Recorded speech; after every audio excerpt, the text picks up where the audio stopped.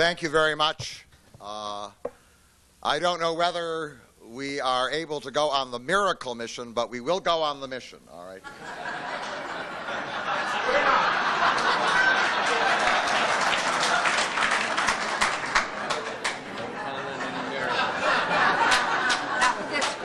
Not with this gang. Sherwin has That's just taken the missionary position.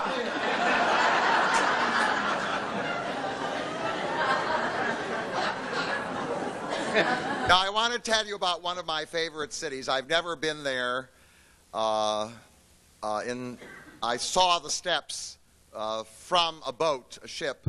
The name of the city is Odessa, and I always wanted to spend time in Odessa because it was always that city that reminded me of the beginning of secular humanistic Judaism.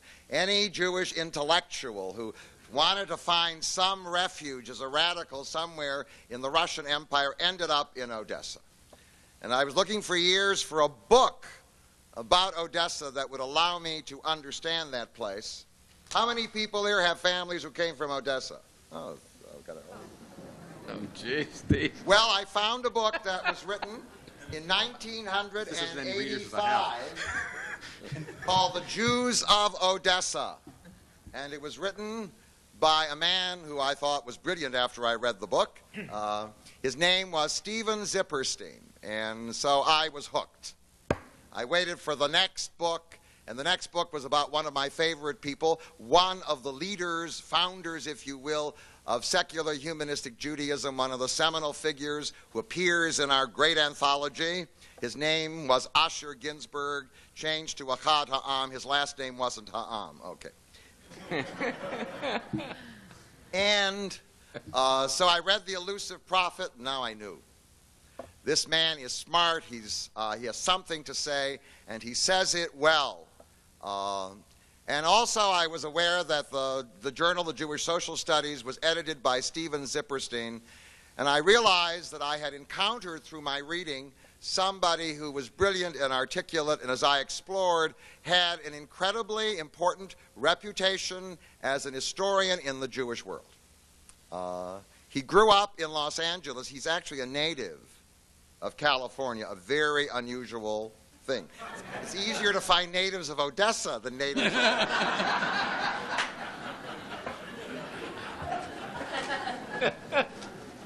And he studied and taught in many prestigious places. In Oxford, he was in Moscow, he taught at Cornell, but he now is the head of the Judaic Studies program at Stanford University. He's a professor of Jewish history and culture. He has assembled a wonderful program, and there are many, many doctoral students who come to study in his program, and graduate students. You read his name all over the Jewish world. He is somebody significant as a Jewish historian, and it seemed to me and to us, those who organized the colloquium, that he would be the perfect person to provide an introduction to the question I gave you. The question is, if you're trying to reclaim Jewish history, if you're going to try to somehow strike the truth, how do you begin? What are the goals? What is possible? Without further ado, a big hand for Stephen Zipperstein.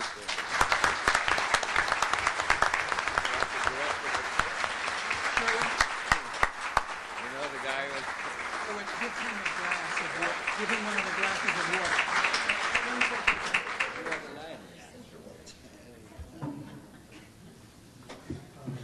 Thank you, Rabbi Wein, and I want to thank the organizers of this conference for inviting me for the very flattering invitation to keynote. Rabbi Wein, the perfect host, actually never posed to me, at least explicitly, the questions that he indicated that I would speak to.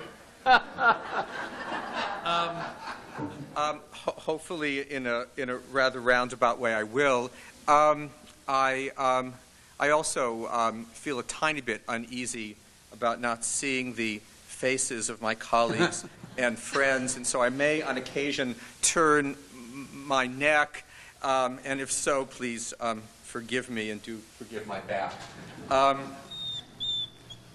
There was once a kingdom whose capital was perched on a mountain above a fierce desert.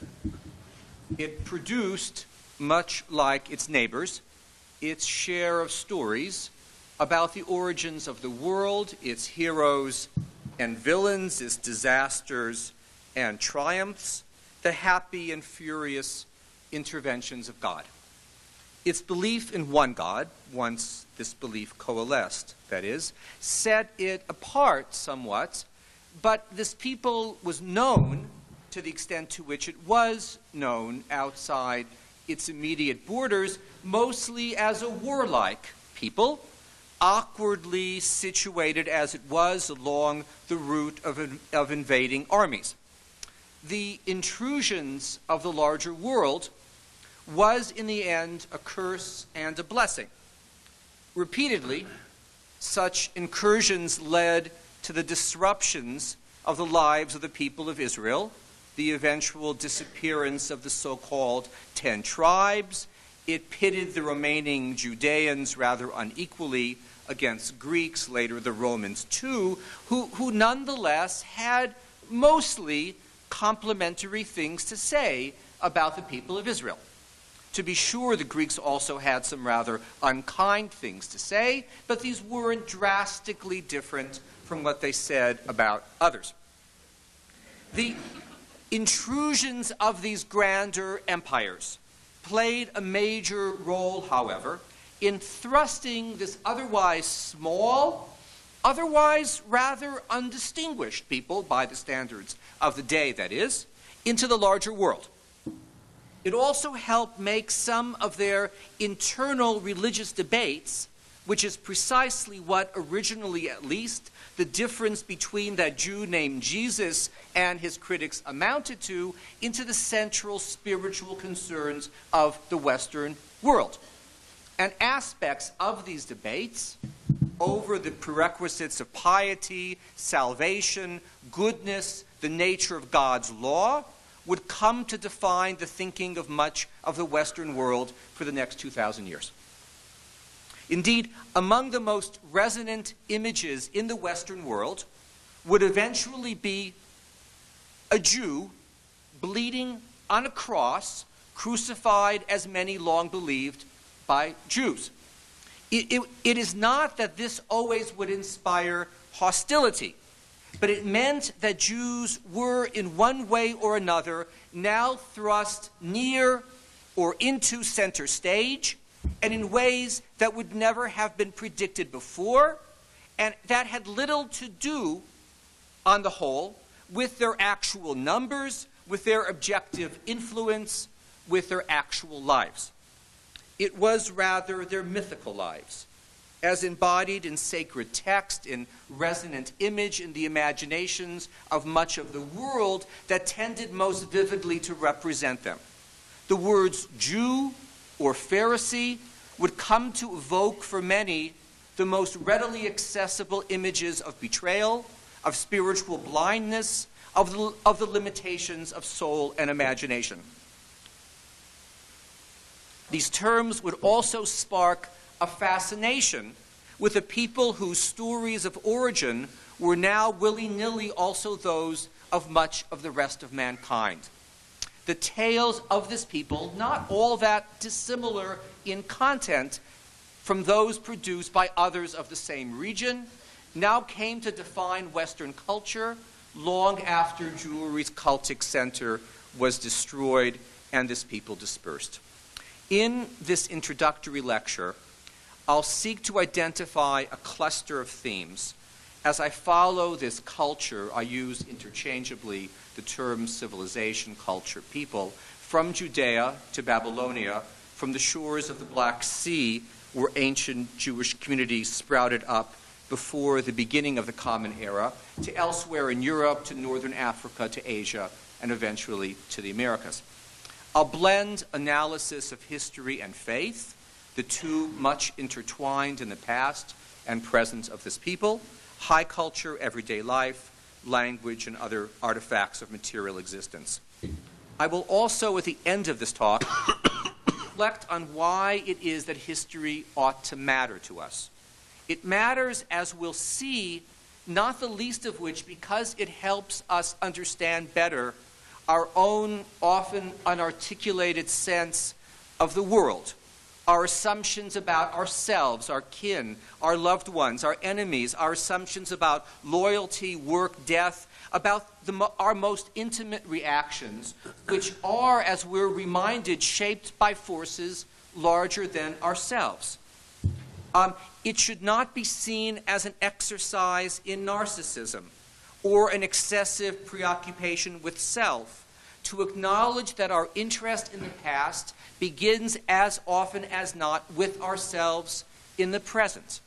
As long as we remain willing to wrestle honestly with the past, such impulses can, in fact, be inspiring and enlightening. Take, for example, the following example of the efficacy of such knowledge about the past in understanding what was, until recently at least, a pretty typical Jewish reaction. The great Yiddish cultural historian Max Weinreich once proposed that the reason why so many Jews are frightened of dogs is because of the practice of Polish noblemen who set dogs on Jews in the East European countryside. Hence, Weinreich suggested, the most effective test of the relative acculturation of Jews is not to ask them what language they speak, but rather whether dogs scare them. The more terrified, the more history impinged on them, the less scared, the less it shaped that particular Jew. The pleasures as well as the nightmares of history will much preoccupy us for the next few days. Among the more pronounced of these pleasures, through the centuries, and also for some, one of the more nightmarish features of this past is, of course, the power and resonance of faith. The Jewish culture about which I speak here as a historian cannot, until modernity, and for many not then either, be severed from the wages of belief, ritual practice, rabbinic or mystical authority, which were, of course, often one and the same, from the ritually prescribed lifestyle that determines so much about one's sense of time, season, so much about the pace of everyday life, its joys and pressures. Clearly, we must not reduce all of the Jewish experience to faith. That would flatten Jewish history irreparably. But to overlook its power, its beauty, its wisdom, and also its repressiveness would obscure much about the subject that has brought us together at this important conference. I speak today about three very broad themes: about wandering Jews, about social or class conflict, and finally, and perhaps most pertinently, about why it is that knowledge of Jewish history ought to matter. A good many of the examples I draw upon for this talk will be, not surprisingly, from the world that I know best, that of East European Jewry in the modern age, but I will cast my net wide across the full expanse of our history, and I'll end with some remarks that seek to draw this talk and its wide-ranging topics closer together. I begin with the wandering Jew, because it helps us see clearly, I think, the interplay between myth and history in popular understandings of the Jewish past. It also helps remind us of the influence of Christological notions on how we, as Jews and Gentiles alike, tend to see Jewish history. What I mean by this is that the image of the wandering Jew is, in its origins and its character, a Christian notion, starting with traditions dating back to the 13th century and earlier, that there was actually a Jew cursed by Jesus, spotted intermittently in Armenia and England and Hamburg and elsewhere, who has wandered eternally since the time of Jesus, and alas, long after he repented of his errors and embraced Christ. In much of Christian lore about the wandering Jew, and this is a vast literature, he already believes in Jesus, but wanders nonetheless, eternal testimony to Jewry's blindness, to its perfidy, to the veracity of the teachings of Christianity. This was an extraordinarily widespread legend, the most popular of the versions of the story, published in pamphlet form in German in 1602, went through 20 different editions in the first year of its publication alone. This image is the product, then, of the Christian imagination, not of Jewish history, and it remains resilient for reasons that are, strictly speaking, theological, not historical. But despite this, you might well counter, the existence of the wandering Jew is in broad strokes, if not in the precise details I've related, indisputable. Whoever knows an old Jew knows most probably someone who has wandered, who was a foreigner, and who saw at least a part of his or her life as one of dislocation. The vast majority of America's 5 or 6 million Jews, and the vast majority of Israel's Jews too, are the products of relatively recent immigrants, mostly turn of the century and many of more recent vintage. Mel Brooks jokes that he assumed as a kid that when someone got old, they immediately acquired a Yiddish accent. Immigration, dislocation, all seem to many of us part and parcel of the Jewish experience.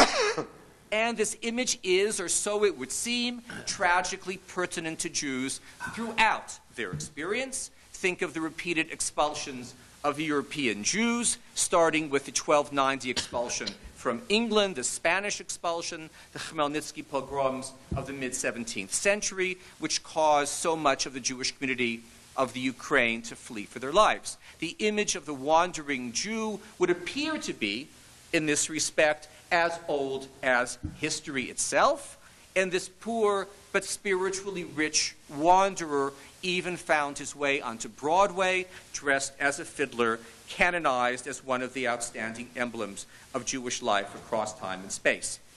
In truth, in modern times, particularly in the last 100 years, Jews have indeed been unusually peripatetic. But it is important to bear in mind that mass migration is a product of the modern age, the product of cheap transportation, of countries preeminently in the Americas eager for large numbers of unskilled laborers, of rapid industrialization and massive overpopulation in Europe and elsewhere. Jewish migration patterns before the late 19th century were by no means dramatic. Earlier, if we're to chart the movement of Jews from Byzantium through Europe, this is a process with far fewer dislocations than one might imagine, the most dramatic of which was, of course, the 1492 expulsion of Jews from Spain, which was seen at the time as all the more devastating because it was essentially unprecedented, unexpected, and hence Jews faced it without a pre-existing framework with which they could understand what such a catastrophe meant. The Spanish expulsion, in turn, would haunt the Jewish imagination for many, many years to come. In broad strokes, the Jewish movement across Europe followed a course from southern Europe and eventually to north and west, beginning in significant numbers only in the 9th and 10th centuries. Movement from Spain to North Africa, Turkey, and Eastern Europe started in large numbers in the 14th and 15th centuries, and from Central to Eastern Europe westward in the late 1860s, especially beginning at the turn of the 20th century. A medieval expulsion often meant that one was compelled to move from one jurisdiction to another no more than a few miles away. Often, in fact, it meant leaving one neighborhood for another in the same city. These comments are not meant to minimize the dislocation this must have entailed, or for that matter, the sense of exile, of apartness in times of peace as well as unease, of vulnerability that characterized Jewish self-perceptions in even relatively comfortable settings in pre-modern times. At the same time, it's simply an error to superimpose our images of countless Jews rushing toward the harbors of Hamburg or Liverpool, toward the New World onto medieval Jewry. Such movement did not then exist for anyone. The reasons why Jews are popularly associated with restless, relentless movements has less to do with social reality than with the religious presuppositions of Christianity. These remarks might also encourage you to reconsider the still widespread notion that Jewish life under Christianity in particular was, until modernity, a living hell. 1,000 years and more of persecution, alleviated only by the pursuit of Jewish scholarship, the fervor of Jewish messianic expectation, the warmth of Jewish family, these the few, often elusive havens in an otherwise relentlessly hostile world. Yet a diminution of tragedy as the primary category in our understanding of the experience of Jews across history also forces us to recognize, I think, that the Central and East European Jewish world, obliterated in this century, was one where our people had far deeper roots than we sometimes assume. It was a world where many of our families had resided, and often in the very same spot for generations, although for most of us, this collective knowledge has disappeared entirely, eradicated along with the Jewish communities themselves. I recall thinking about this self-evident but strangely unsettling fact when about 3 years ago I passed for the first time near Kamenets-Podolsk in the Ukraine on a train bound from Moscow to Odessa. Here in a region where my wife's family had lived for as long as anyone could remember, and from where her grandmother, now nearly 100, brought with her magical incantations to Los Angeles, none of which she can really understand, but that remain to this day her most trustworthy armor against the hostile forces of the world, here I realized was a sort of home.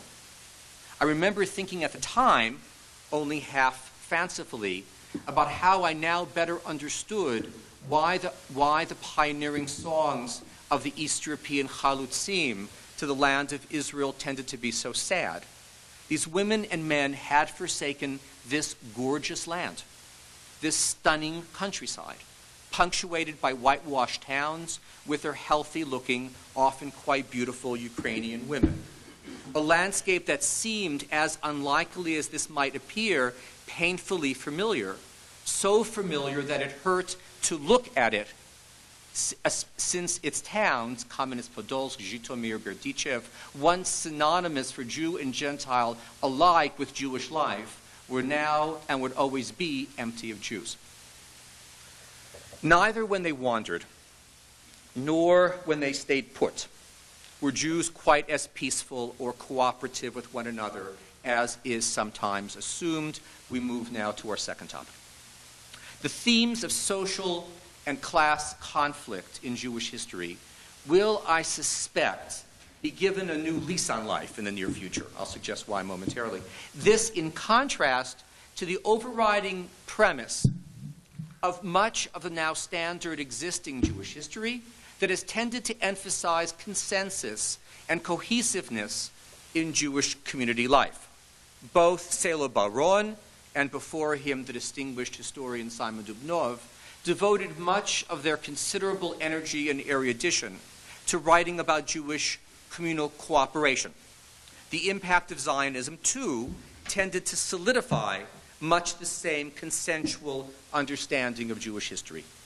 There is, of course, something to this notion.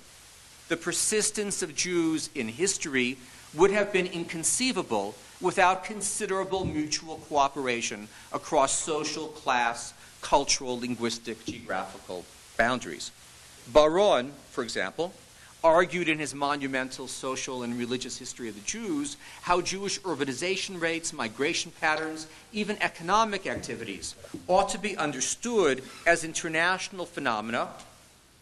And with great intellectual force, he compared Jews to other nations in his analysis of social trends. Much like the German Jewish historian Heinrich Fretz, before him, Baron saw the Jews essentially as one tribe, whose scattered adherents were unified by a common spiritual consciousness and much else. Still more explicitly than Baron, Dubnov in Russia, Ben Zion Dinur in Palestine, and the State of Israel saw their work as historians as part and parcel of their commitment to nation building, which in turn further muted a preoccupation with internal conflict, social or class tension in Jewish life. Before we turn to what this has meant for the writing of Jewish history, it's worthwhile to note that there's something amusing about a historical image that bears so little resemblance to Jewry's own sense of itself. On the one hand, we speak about ourselves as wildly quarrelsome, two Jews, three shuls, as a people who can't help but subject themselves to voluble, all too visible, ferocious self-immolation. The literary critic Irving Howe once speculated that the so-called Southern writers like Alan Tate, who achieved great prominence in the United States in the 30s and 40s, had a far easier time of it because unlike their Jewish competitors, they praised one another's work in the reviews. Jewish intellectuals like Howe, on the other hand, savaged one another relentlessly. And the closer you were to the person, the more you savaged them. Quarrelsome in the flesh, uncannily cooperative in the past. We're asked to believe that a culture known to be almost obsessively argumentative and private is a model of public decorum and unity. Even without recourse to archives, the notion boggles the imagination. We are one, the UJA used to say. Do they still? The slogan always hit me as an exercise in special pleading. Now, this represents, in any event, a flattened reading of the past that will, I think, make way for new, more persuasive interpretations of the sort I will soon discuss. Here, indeed, we have a good example of how changes in the world in which we live reshape our sense of what it is that was important in history, too. A consensual understanding of the Jewish past is less and less persuasive now in the face of the open, increasingly ferocious conflict in present-day Jewish life between the Orthodox and non-Orthodox in Israel, with American conservative and reform Jews and others openly battling the Israeli chief rabbinate, and with Jews throughout the world divided visibly over the Israeli peace process. Such divisions are particularly acute between Orthodox Jewry, almost uniformly hostile to the peace process, and the rest of Jewry outside of Israel that is quite as nearly unified in support of it. Finally, we're willing to admit openly that we disagree about such matters, and as a result, it is all the more likely that we'll take a more realistic measure of the relevance of disagreements in the past, too. In the historical literature I know best, that of East European Jewry, one has encountered until recently not only the barest of attention to the impact of class conflict in Jewish history, but little serious treatment, in fact, of the living conditions of the poor in this proverbially poor community. A good example, the secondary literature on Russian Jews has typically insisted that the hundreds of Russian elementary and secondary schools set up by the government for Jews under Nicholas I, 1825 to 1855, were unattended and unsuccessful. And to be sure, these schools, headed mostly by unsympathetic Christian or Jewish apostate directors, were underfunded, rather primitive in their curricula, and they were unable to make a major dent into the huge Jewish school-age population. Still, thousands of children attended the schools, and the impact on them was profound. The secondary literature generally ignores this, primarily because the schools tended to draw almost exclusively from the poor. In effect, those who really counted didn't attend them, and as a result, in Russian Jewish historical memory, the schools were deemed all but unattended. When, in contrast, poor Jews found their way into historical accounts, it was almost exclusively as the recipients of charity, in work that has tended to study not the poor themselves, but rather the institutions that doled out money, food, or clothes. In other words, as objects of the concern of the relatively articulate, the relatively well-off, of the Shene Yidden. The poor, in this respect, the objects of assistance, of sympathy, and often intense communal coordination, but rarely were they directly the subject of historical research.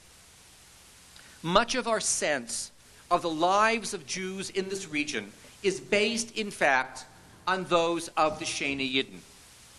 Their marriage patterns, their educational patterns, their ideologies tended to enter into the public record as immeasurably more representative than their numbers would otherwise indicate. When the community's poverty is discussed, beyond, that is, the realm of communally coordinated responses to the poor, it has almost entirely been seen in the context of Gentile oppression and the wages of Tsarist restrictions, which, of course, were very real. But this yields an incomplete picture. A good example, if a rather extreme example, of how this picture might be filled out may be culled from a particularly notorious chapter in the reign of Nicholas I, the so-called Cantonist episode beginning in the late 1820s. Tens of thousands of Jewish boys, often as young as 12 and sometimes no more than 8 or younger, were then conscripted into the Russian army for terms often considerably longer than the then standard 25 years, and with relatively few exceptions converted to Russian Orthodoxy. This gruesome episode has until recently been studied mostly with the use of official Jewish communal records. These were essentially all we had at our disposal, with most Russian archival sources inaccessible until the fall of communism. And this material tended to omit how, contrary to Russian government regulations, those conscripted came almost entirely from the ranks of poor Jews, since Jewish communal bodies, controlled by wealthier Jews, protected their own children from this awful fate. The protection of their own kin was, of course, understandable. From the vantage point of the vulnerable Jewish poor, however, they were relentlessly, and indeed from the standpoint of the Russian state, illegally hounded by their own co-religionists in a grim, tragic situation that pitted Jew against Jew. This process itself, which called officially for a lottery of all conscription-age Jewish boys, was manipulated. The poor, orphans, the unprotected were shipped off in often brutal sweeps on the community's poorest Jews, organized sometimes with painfully close supervision by Jewish communal authorities. The fury and the shock of the poor Jews finds little echo, not surprisingly, in the official documents of the Jewish community. The voices of the Proste Yidden are heard in Yiddish folk ballads that fortunately folklorists started to collect beginning in the late 19th century. An inordinately large number of such Yiddish songs are on the theme of Cantonists. In the most comprehensive of such compilations of Yiddish folk songs, there were more ballads devoted to Cantonist woes than to the theme of marriage.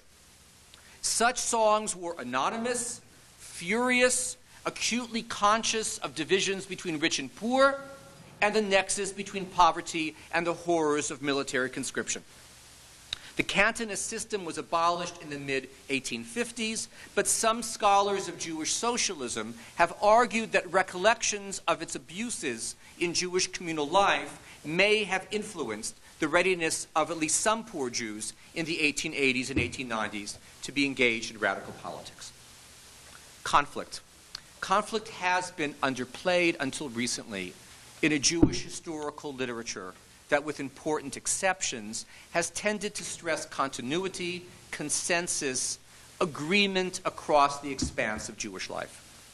This must be corrected, but without denying the essential coherence enjoyed by Judaism as a faith since the consolidation of Rabbinic Judaism, and that started to fracture in Western and Central Europe only in the 18th century. The breakdown of this consensus is arguably the most salient trademark of modernity. What I mean is the decline in a belief in the efficacy of halakha, of Jewish law, that prescribed what was required by Jews in the street, in their beds, in their kitchens, in their prayer houses. I do not presuppose a simple unanimity across Jewish history on this score. There was, as we know, considerable indifference at various times toward Jewish practices, and there were places, early modern Italy seems to stand out as particularly notorious, or if you like, impressive, on this score, and where the limits of acceptable halachic practice were sometimes painfully stretched. Never, however, prior to modernity, except that is on the part of a rare figure like Baruch Spinoza or at the fringes of the Sabbatean movement, was there real doubt among Jews that it was Jewish law that defined and legislated their relationship to the universe, to their fellow Jews and others. In other words, laws might be ignored, perhaps even disparaged, but no alternate conceptual framework existed for a Jew. One might not always do what it was that the Jewish law dictated, that these dictates were fundamentally valid, even when they seemed excessive, burdensome, even inexplicable, wasn't itself a matter of debate. Over the next few days, others will describe how Jewish law actually functioned and changed and was debated across the ages, and its relationship with other crucial features of Judaism, its relationship to mysticism, asceticism, or other literary and didactic forms like folklore. Suffice it to say that with modernity, the coherence provided by this complex traditional Jewish culture begins to break down. Much of Jewish thought in the modern age, and indeed much of the writing of Jewish history too, can be seen as a quest for a comparable coherence, for what was sometimes called an essence to Judaism, whether communicated mostly as classical Reform Judaism stressed through the teachings of its prophets, or as others argued, a coherence based on love of Zion, or socialism, or liberalism, or secularism, or perhaps an implacable resistance to the forces of modernity itself. All of these were, at various times, highlighted by crucial sectors of the Jewish world as focal points for a people moving toward an uncertain future. As we, too, seek to achieve some greater clarity about how to live as Jews, what role might be played by a greater knowledge of history? The most obvious answer to this question is no doubt that knowledge is good, more knowledge better. And arguably, it is all the more crucial for Jews, like many of you in this room, whose relationship with their people is not fashioned primarily in the synagogue, to possess as intimate an acquaintance as possible with the content of Jewish culture. History can, and most probably must, be a key component of such knowledge. Without an awareness of it, what is it that shapes our identities beyond, that is, the stirrings of tribalism? True, the study of Jewish history in itself is unlikely, though, to sustain many of you as Jews. For better or worse, it serves some of the speakers at this conference as a primary source of identity with Jewish life, but only because, God help us, it fills our nights and our days, it haunts us, obsesses us, it stalks us as we walk on the street, as we eat our meals, as we sleep, and especially when we don't. What can such knowledge do for the rest of you? There are many responses that could be given to this question. The study of history in general is a source of pleasure. This is the first answer given by Mark Bloch in his classic book on historiography question. It also, at best, humanizes those of us who study it. It teaches us empathy, the ability to contextualize, to stretch ourselves. I offer here a few other reasons to study Jewish history. No doubt there are many more. First, it is crucial to appreciate that historical knowledge must not be the possession of a rarefied professional guild. All of us, whether we think quite in these terms or not, use history to understand ourselves and our sense of the world. Our views are shaped as they must be by the past, which intersects with us in the present in ways too numerous, too impossible to disentangle. And the immediacy of history and its impact on us is or should be particularly clear in this respect for us as Jews. Its impact on us in this century has been ferocious, transparent, certainly difficult to ignore.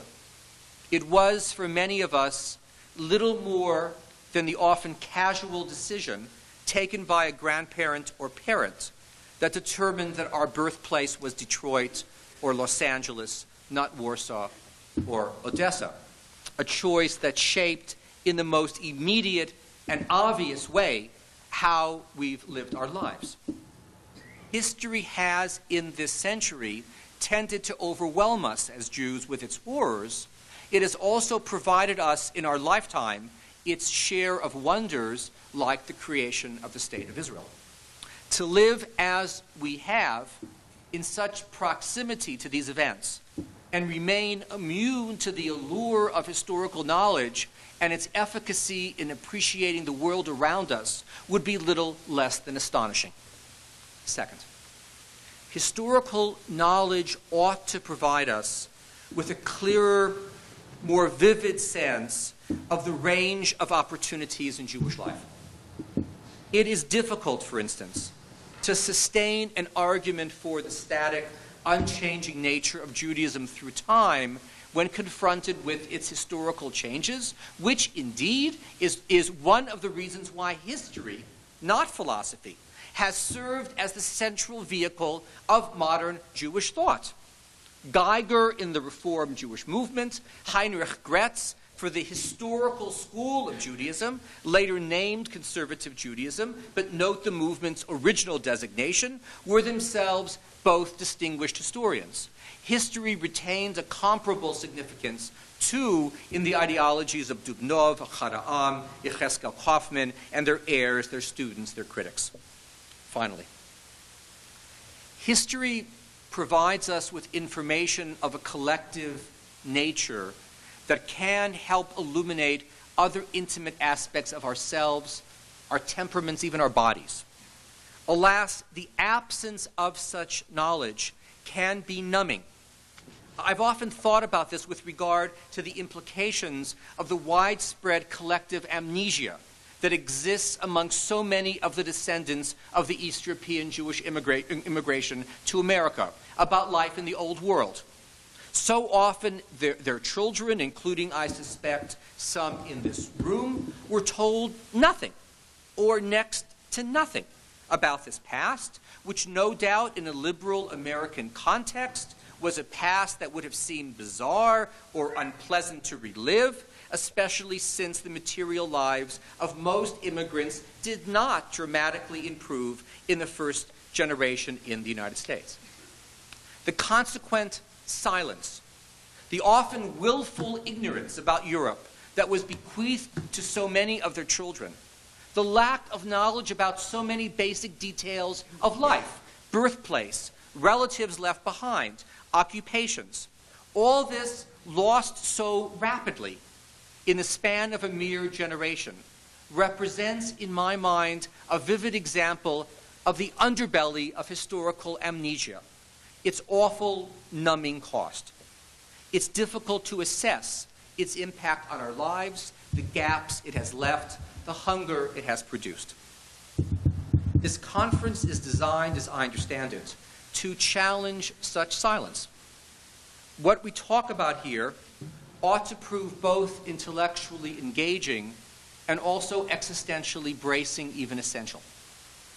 A deeper, fuller understanding of this history, our collective past as a people, should teach us how Jewishness can expand, not contract, our awareness of the world around us. It should provide us, at best, with a new, more vivid, intimate prism through which to see things that will not limit the expansiveness of our world, but rather give it an added texture, perspective, and wisdom. Too often, membership in a religious or cultural community is sought primarily as a haven in an otherwise cold, uninviting world, a rare, precious spot where critical thinking stops, that happy place of respite where one's prejudices can be aired freely, where a return to the imagined security and simplicity of childhood is encouraged, and could this be one reason why synagogue boards tend to be so childish?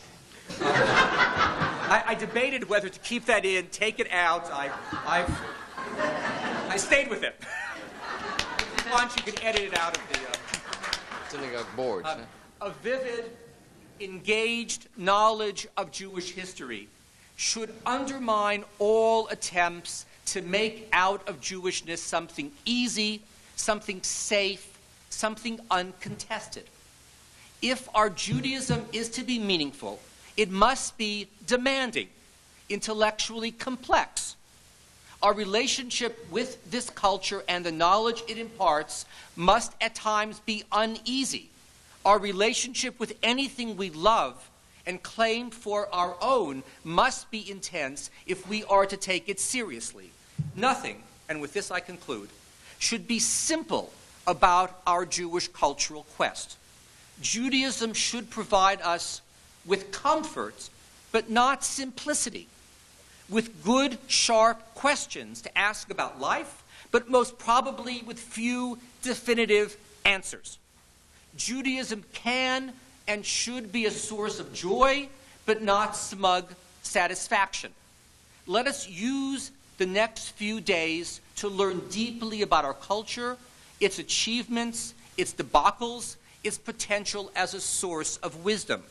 To be a cultural Jew means presumably mastery or at least comfort with one or another aspect of our culture, with things of the spirit. And we gather here to learn about such things of the spirit, about things that might seem elusive, soft, not hard, even ephemeral, but that are arguably all that is eternal in this world. Ideas, their etiology, their beauty, their ability to inspire, to agitate, to teach. As the American Jewish writer Isaac Rosenfeld, a Midwesterner himself, once put it, what must be discovered, he said, is, quote, the everlasting in the ephemeral things, not in iron, stone, brick, concrete, steel, and chrome, but in paper, ink, pigment, sound, voice, gesture, for it is of such things that the ultimate realities of mind and heart are made. Thank you.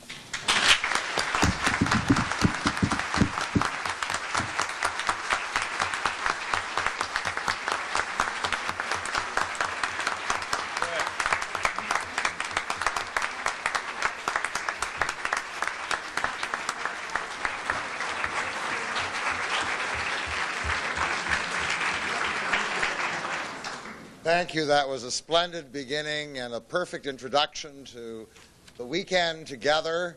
I do want to remind you that on this platform there are also members of the faculty of the Institute who will participate in the discussion.